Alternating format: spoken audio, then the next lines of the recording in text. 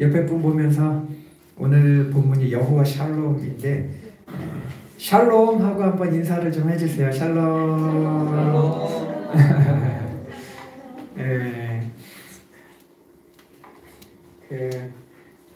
언젠가 제가 한 책에서 거짓과 불법을 저지르면 자신도 모르게 몸에서 아드레날린이 나와서 몸을 상하게 한다는 걸 본 적이 있어요. 그러니까 나쁜 짓 하면 뭐 별일 없을 것 같은데 나도 모르는 사이에 몸에서 안 좋은 게 나온다는 거예요. 반면에 그런 어떤 거짓과 불법을 버리고 의롭게 살면 아드레날린이 멈추고 엔돌핀이 나온대요. 그래서 늘 또 선을 행하는 분들 막 봉사활동 열심히 하고 김혜자 권사님이나 뭐 이런 분들 얼굴 보면 정혜리 권사님이나 이런 분들 보면 얼굴이 되게 밝잖아요. 그게 이제 그렇다는 거예요. 죄는 어떻게든 그에 상응하는 대가를 치르도록 하나님이 만들어 놓으셨다는 건데 오늘 본문이 바로 하나님께 범죄해서 큰 형벌로 대가를 치른 이스라엘에 관한 이야기입니다. 사사시대에 하나님을 거역한 결과 징벌을 받아서 미디안의 손에 하나님께서 이스라엘을 붙여버려요. 그러니까 미디안을 통해서 압제를 당하기 시작하는데 너무 고통스러워요. 얼마나 고통스러웠는지는 제가 좀 뒤에 알려줄게요. 그러니까 막 신음을 하니까 아이고 하나님 살려주세요 하니까 하나님이 뭐라고 답하시냐면 사사기 6장 8절로 10절 말씀에서 이렇게 얘기하세요. 우리 함께 읽겠습니다. 시작. 오늘 너희들이 미디안에 의해 그토록 심한 고통을 당하는 건 너희들이 너희를 애굽의 종살이에서 해방시켜 구원 가나안으로 인도 그곳에 있는 족속들을 쫓아내게 하고 그 땅에 정착하게 한 나를 잊었기 때문이다. 일단 여기까지. 자, 이스라엘의 고통이 뭐에 대한 결과라는 거예요? 하나님의 은혜에 대한 망각의 결과다. 첫 번째. 그래서 이것을 통해 여러분 하나님의 은혜를 잊고 감사를 모르면서 사는 거는 하나님을 크게 노엽게 하는 일임을 우리가 깨닫게 돼요. 이거 잘 생각하셔야 돼요. 제가 한 번은 유튜브를 보다가 그 애니멀과 함께라고 하는 채널이 있어서 그걸 봤는데 어떤 사람이 부엉이를 구해줬대요. 부엉이가 아마 뭐 다쳐갖고 막 죽어가는 부엉이를 살려갖고 집으로 데리고 와서 이제 외국 사람이 살던데 그 부엉이가 이제 회복되더니 무슨 일을 하냐면 바깥으로 날아가갖고 뱀 잡아오고 쥐 잡아와갖고 그걸 자기를 살려준 주인의 입에 자꾸 물려주려고 막 하더라는 그 영상이 나오더라고요. 그래서 미물이라고 하는 부엉이도 자기를 살려준 주인의 은혜 자기를 보답할 게 자기가 뱀이 맛있고 뭐 쥐가 맛있고 하니까 그거 우리 좋아할란가 보다 하고 다 갖다 그걸 보면서 제가 저를 봤어요. 우리 주님이 십자가 보혈로 지옥 형벌에서 살려주셨는데 나는 주님 앞에 뱀 물어다 드리고 쥐 물어다 드리고 하고 있나? 아니면 하나님의 은혜를 오늘 본문의 이스라엘처럼 잊어버리고는 그렇게 감사를 모른 채 살아가고 있지는 않은가? 이걸 제가 반성을 했어요. 자, 그리고 이어서 10절 말씀 다 같이 읽겠습니다. 또 하나님이 징계하신 이유 시작. 너희가 거주하는 아모리 사람의 땅의 신들을 두려워하지 말라고 한 내 말을 듣지 않았다. 여기서 아모리 사람의 땅의 신들은 누구냐면 누구예요? 우리가 잘 아는 바알과 아세라. 바알과 아세라. 그걸 두려워했다는 거예요. 그렇다면 이스라엘이 왜 야훼 하나님이 아니라 바알과 아세라를 더 두려워했을까? 이유는 이스라엘이 원래 무슨 민족이에요? 유목민이에요. 유목민 이렇게 댕기면서 뭐 양치고 들치고 근데 이스라엘 땅에 정착하면서 뭐를 짓게 돼요?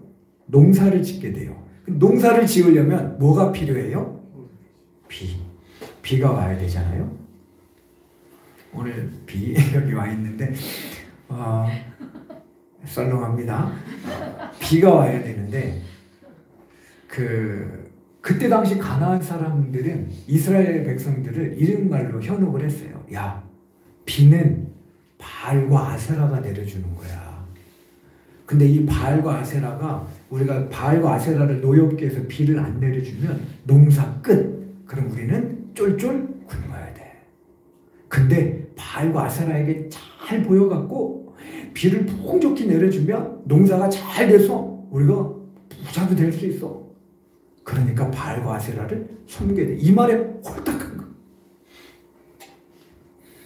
그래갖고 그냥 바알과 아세라가 비를 안 내려주면 우리 농사 망치는데 안 되는데 이 두려운 마음에 이스라엘이 다 하나님을 떠나서 바알과 아세라 앞에 부복하게 됐다는 거예요. 그러니까 하나님이 비는 내가 내려주는 건데 너희들이 나를 잊어버려? 그래갖고 미디안의 앞지 아래 붙여갖고 매섭게 징계하신 겁니다. 주님은 우리가 그분의 나라와 의를, 공의를 우선 구하면 우리의 삶을 책임져 주시겠다 그랬잖아요. 할렐루야. 근데 세상은 우리 교회 이렇게 속삭입니다. 웃기지 마. 하나님이 무슨 뭐 밥을 먹여준다 그래. 우리처럼 적당히 거짓말도 하고 불법도 저지르고 뭐 그냥 이렇게 살아야지. 그래야 살 길이 열리는 거지. 뭔 하나님이 뭘 우리를 책임져 준다 그래. 이렇게 우리를 현혹한단 말이에요. 자, 문제는 교인들 중에도 이런 세상 사람들의 말에 겁을 먹는 거예요. 그래갖고 하나님을 두려워하는 게 아니라 세상의 말, 세상 사람들이 어떤 하는 그것들, 두려워서 거기 다 따라가게 되는 겁니다. 악인들의 방식으로 살아가는 거예요. 자, 지난주 추수감사주일에 우리가 주님을 힘써 섬겼던 여인들을 살펴보면서 막달라 마리아에 대해서 알아봤죠. 막달라 마리아가 무슨 귀신 붙었다 그랬어요? 네, 달걀 귀신이라 그러나 봐요. 7 귀신 들렸어요. 근데 여러분 여기서 우리가 잘 생각해야 될 게 이 7은 제가 무슨 수라 그랬어요? 성경에 보면 완전수. 그래서 이 7은 누구에게만 적용했냐면 성경에 보면 하나님께만 썼던 숫자예요. 그래갖고 요한계시록에 보면 마귀는 아무리 하나님처럼 보여도 하나님보다 7보다 하나가 부족하다 그래갖고 6으로 표현하잖아요. 근데 마리아는 7 귀신이 들렸다라고 하는 하나님의 완전수, 귀신에다가 7이라는 숫자를 갖다 마리아에게 붙이거든요. 여기에 무슨 의미가 있는지 여러분 잘 알아야 돼요. 그게 뭐냐면 사단은 처음에 우리에게 다가올 때에 마치 7, 하나님처럼 달콤하고 자기를 따라 살면 이렇게 하나님이 주시는 축복을 받을 것처럼 우리를 미혹하면서 찾아온다는 거예요. 그러니까 마리아에게 그렇게 다가왔을 거예요. 이렇게 날 따라와봐. 완벽한 삶이 펼쳐질 거야. 근데 막상 따라가니까 마리아는 완벽하게 자기 삶이 귀신에게 씌워버린 삶이 되어져 버렸던 거죠. 여러분, 이런 교활한 마귀의 유혹은 오늘날 사람들을 집어삼게 돼 특별히 돈을 믿게 삼습니다. 그러니까 만몬. 그래서 물질의 지고의 쾌락과 영원한 만족이 있을 것처럼 사람들을 속여서 돈을 위해서 온갖 부정부패는 물론 타인과 창조 세계를 파괴하는 삶도 대수롭지 않게 저지르는 마귀의 노예로 추락시켜요. 그러니까 7으로 다가와서 6으로 끝나게 만들어버리는 거죠. 이걸 우리가 잘 아셔야 돼요. 문제는 이 속임에 교활한 이 마귀의 속임에 교인은 물론 목회자들까지도 넘어져서 막 물질에 넘어지는 목회자들도 있어요. 이런 마귀의 괴락을 잘 알아 그 교회 성도들은 아무리 달콤해 보여도 7처럼 보여도 불의와 불법과 이런 유혹에 타협하지 않고 하나님 앞에 거룩하고 순결하게 살아가는 성도들이 되기를 축복합니다.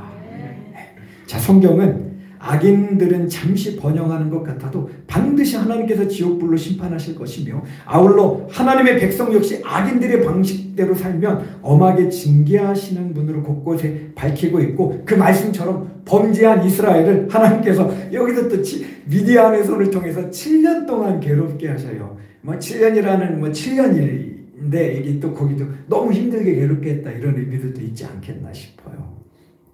그래서 한번 따라하겠습니다. 죄 짓는데 잘 되면 큰일이다.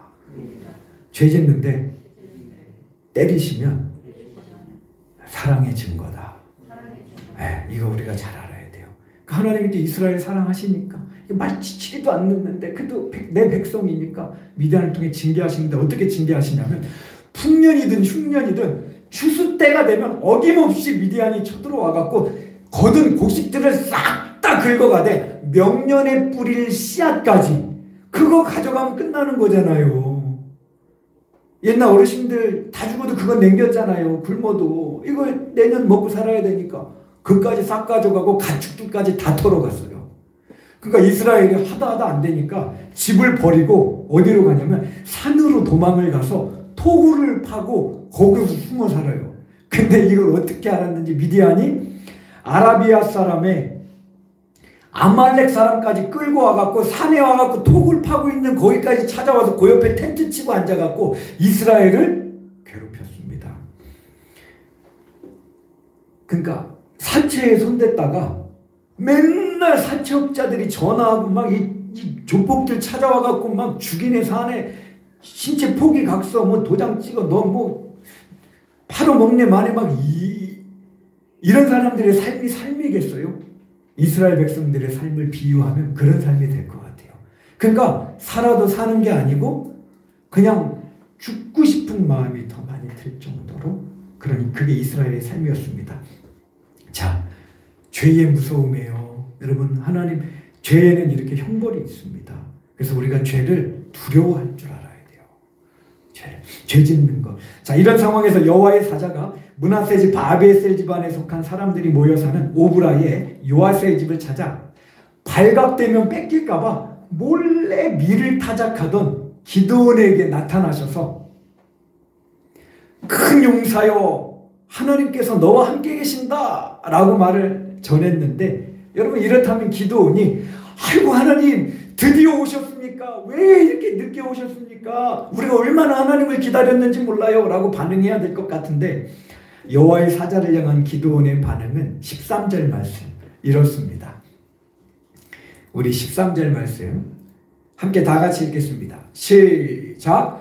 아니 하나님이 우리와 함께 하신다면서 왜 우리 처지가 이 모양 이 꼴입니까? 우리에게 있는 건 미디안의 지독한 학대와 약탈 또 그로 인한 가난과 핍박뿐입니다. 이게 쉬운 성경으로 좀 풀어 쓴 거예요. 이렇게 대답을 해요. 하나님이 찾아오셨음에도 놀라움과 반가움은커녕 기다렸다는 듯 원망과 불평을 토해내는 기드온의 모습에서 그가 살던 시대의 암울함과 절망을 보게 돼요. 가만 보면 오늘 이 시대도 미디안의 압제 아래 안과 밖의 샬롬, 평강을 다 빼앗기고 살아갔던 이스라엘 백성의 삶과 비슷한 사람들이 오늘 이 시대에도 되게 많아요. 뭐 이제 돈 욕심에 그냥 막 서로 막 이렇게 살다 보니까 뭐 이웃도 없고 친구도 없고 그냥 막 정만 있는 이런 살벌한 세상이 됐어요. 그래서 몇 해 전에 그런 조사를 했대요. 세계적으로 어려울 때 의존할 사람이 있는가 하는 사회적 연계 지수에서 한국이 OECD 꼴찌를 했다 그러더라고요. 이게 뭐냐면 내가 되게 어려워서 누군가에게 전화를 걸어서 나 살려줘, 나 좀 도와줘 이렇게 전화할 사람이나 이런 사람들이 있는가라고 하는 물음에서 난 그런 사람 없다라고 답한 비율이 대한민국이 제일 높았다는 거예요. 그만큼 이게 시대가 어려워요. 또 위기의 노년이라 그래서 우리나라 평균 자살률보다 어르신들 자살률이 5배가 높대요. 그러니까 하루에 보통 우리나라가 40몇 명씩 자살하는데 어르신들이 상당한 부분 차지한다는 거예요. 그리고 또 OECD 노인 빈곤율 1위. 그러니까 어르신 인구의 50%가 빈곤에 허덕이고 있다는 통계가 있습니다. 어르신들도 너무 힘들어요. 젊은이들도 힘들어요. 그래서 어떤 사람이 이런 글을 썼더라고요. 지금 우리의 젊은이들은 유예하는 청춘입니다. 뒤로 미루는 거죠. 취직이 안 되어 졸업을 유예하고 결혼이 부담스러워 연애를 유예하며 집을 장만하기 위해 독립을 위해하고 삶을 위해 꿈을 위해하고 사는 청춘인 겁니다. 꿈을 이루기 위해 도전할 의지보다 꿈을 접어서라도 안정된 삶을 사는 것이 꿈이 되어버린 세대, 이렇게 표현을 했어요. 요즘 젊은이들도 쉽지가 않아요. 뭐 연애도 결혼도 다 쉽지가 않아요. 또 우리가 창조세계를 파괴한 결과 3년 전에 찾아왔던 코로나로 인해서 우리가 얼마나 평강을 빼앗기고 살았습니까? 코로나 다 걸리셨죠? 이제 다 지나가셨나요? 코로나 걸려갖고도 고생도 하고 예배도 제대로 못 드리고 힘들었어요. 자, 그런데 본문을 보면 오늘날처럼 평안이 없을 최악의 때 여호와의 사자가 샬롬, 무슨 뜻이에요? 네? 네, 평강. 샬롬은 평강이라는 뜻입니다. 그러니까 여호와 샬롬은 평강의 하나님, 야훼 하나님, 이런 뜻이에요. 그래서 이 말을 들으니까 그런 또 얘기가 생각이 나네요. 어떤 병든 분이 이제 마음에 걸려갖고 내가 중내산에 하시는 분이 야, 이거 나 이거 어떻게 해야 되나 하다가 그래도 교회 나가서 기도라도 해야 되겠다 하고 교회를 왔는데 그 다음 주부터 한번 나가더니 열심히 교회 나오더니 막 밝아지고 막 힘이 나더라는 거예요. 그래서 남편이 물었대요. 당신 도대체 교회에서 무슨 일이 있길래 이렇게 얼굴이 막 밝아지고 이렇게 힘을 왜 그래? 그랬더니 교회만 가면 사람들이 좋은 말을 해줘요. 뭐라고 해주는데 그 교회만 가면 나보고 살롬이라고 그러더라고. 썰렁한데 이렇게 이렇게 샬롬 하잖아요. 그 샬롬 무슨 하여튼 그래서 그런 말이 있습니다. 자, 이렇게 평안이 없을 최악의 때에 하나님께서 평강의 하나님으로 고난받는 백성의 삶에 찾아오십니다. 그래서 나중에 보면 어떻게 돼요? 기드온을 세워서 기드온과 몇백 용사? 300용사를 통해서 이스라엘을 미디안의 압제에서 구원하셔서 진짜 평강을 허락해 주세요. 할렐루야.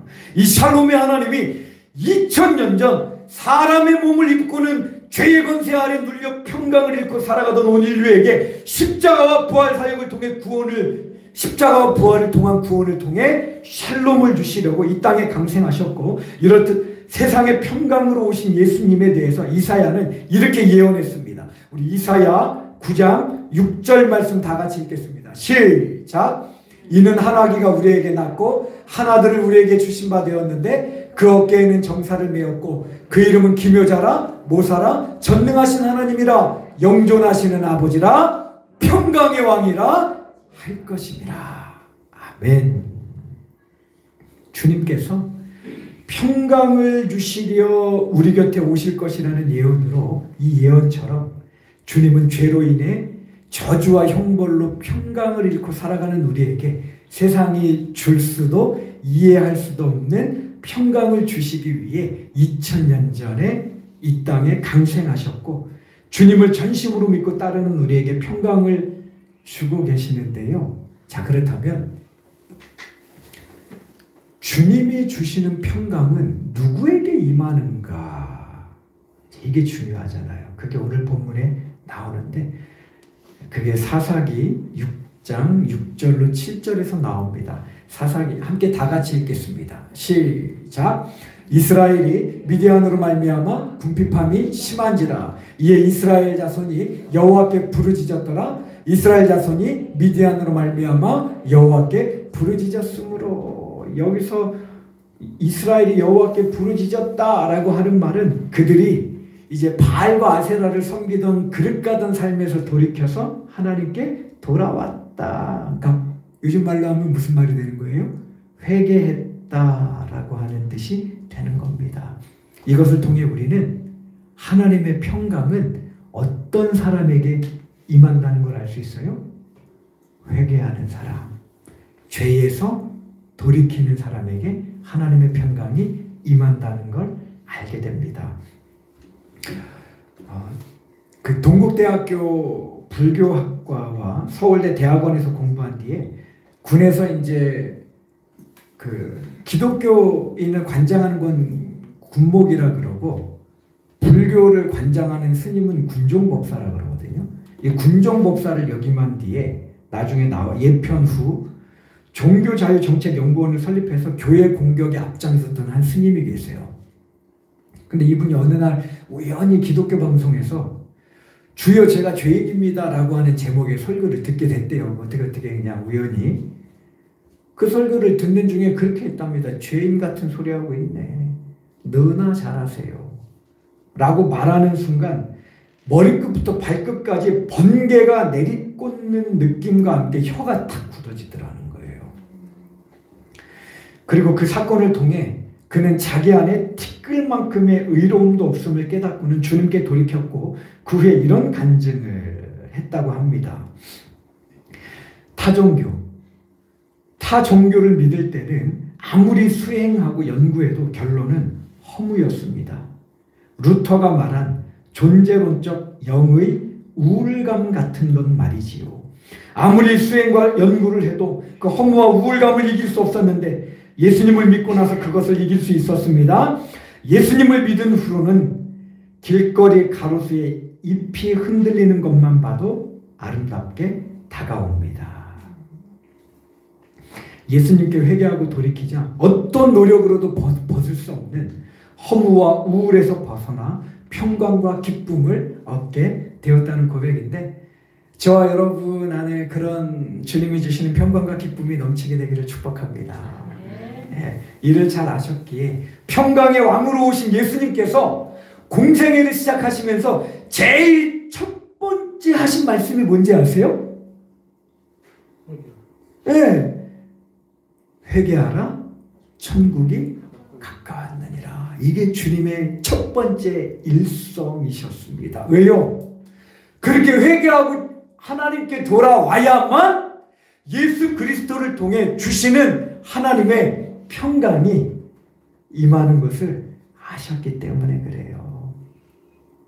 그래서 저는 저와 여러분이 대림절을 지나면서 평강의 왕으로 오신 주님의 그 평안을 내가 혹시나 누리지 못하고 있다라고 생각되신다면 내 삶에 내가 하나님 앞에 해결하지 못하고 끊지 못한 죄악들은 없는가 오늘을 통해 살펴보게 되기를 축복합니다. 죄를 계속 갖고 살면 죄가 나를 눌러서 평안할 날이 없는 거예요. 그래서 그런 말 있잖아요. 잠언에 악인은 쫓아오는 사람이 없어도 어떻게 한다고요? 도망가는 거예요. 그리고 개인뿐만 아니라 공동체도 마찬가지입니다. 우리나라가 지금 한 6개월 만에 어떤 사건이 있은 지 6개월 만에 나라가 지금 완전히 도탄에 빠지고 있는 백성들이 지금 이런 나라가 잃어버린 평강을 되찾기 위해서는 이 나라가 여러분이 이 나라 이민족의 죄를 짊어지고 하나님 앞에 회개하셔야 돼요. 그래야 이 나라 안에 하나님의 평강이 임하게 됩니다. 6.25 한국 전쟁 발발 며칠 만에 서울이 삼켜져요?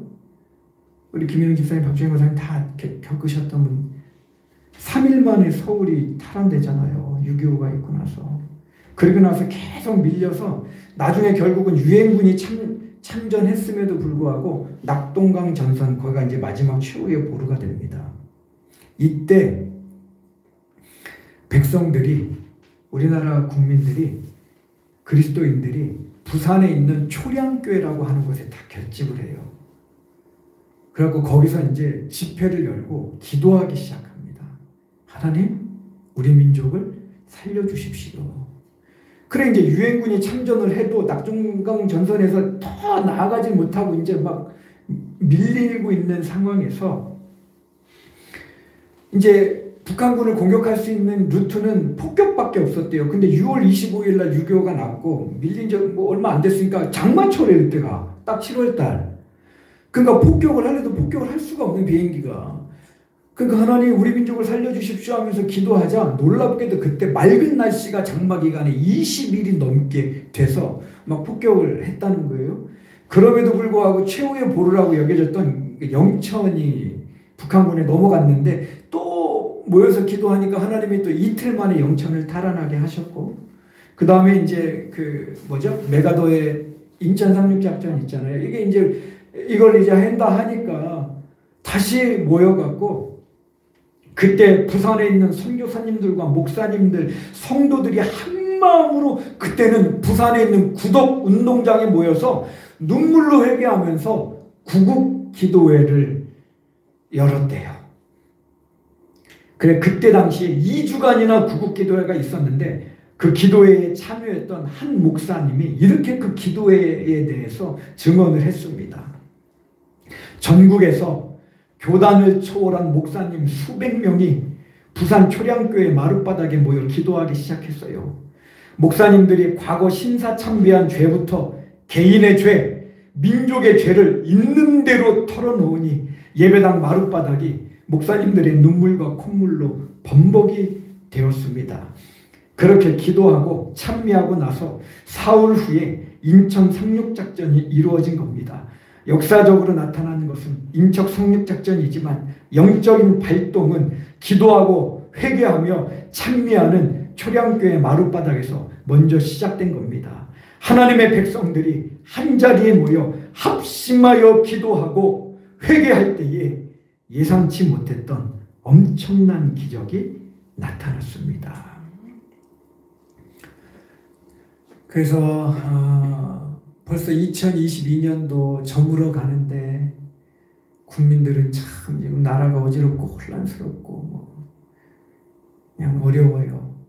이 민족이 하나님 앞에 바로 서기 위해서는 저와 여러분이 이 민족의 죄를 좀 부여안고 회개하게 되기를 부탁드립니다. 나라가 혼란스러워요. 기도해야 될 때입니다. 무엇보다 이스라엘 백성처럼 하나님 앞에 돌이켜야 할 때예요.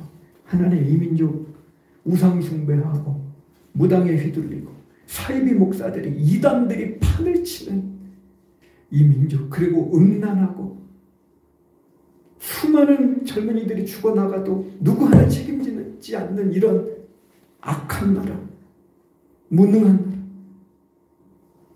하나님 기뻐하시지 않는 물질 숭배, 음란이 넘치는 이 나라 하나님이 용서하여 주옵소서. 그럴 때 하나님께서 이 민족에게도 평강으로 임하여 주실 줄 믿습니다. 그러니까 두 가지예요. 여러분 개인도 내가 해결하지 못한 죄가 있다면 해결하셔야 됩니다.